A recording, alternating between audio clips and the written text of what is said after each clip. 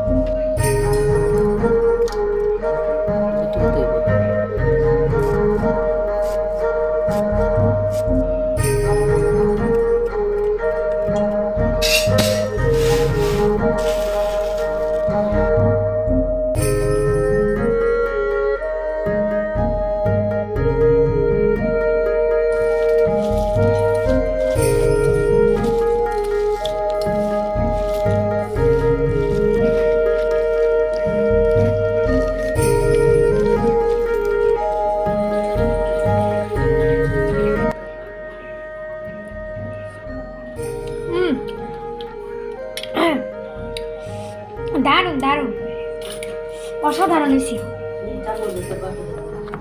চামচ আছে এদিকে, খাইতে পারবা। বড়ি ভর্তা খাও।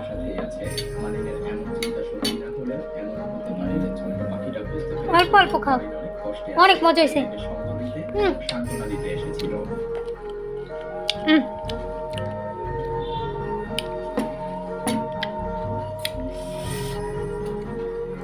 যেমন ঝাল এমন টক, মরিচটি অনেক ঝাল, অনেক ঝাল হয়েছে।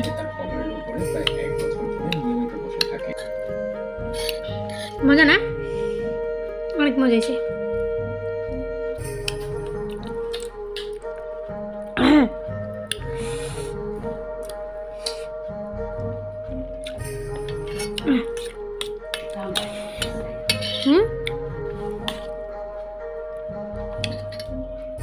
আল্লাহ নিচে পালা দিত। বড়ি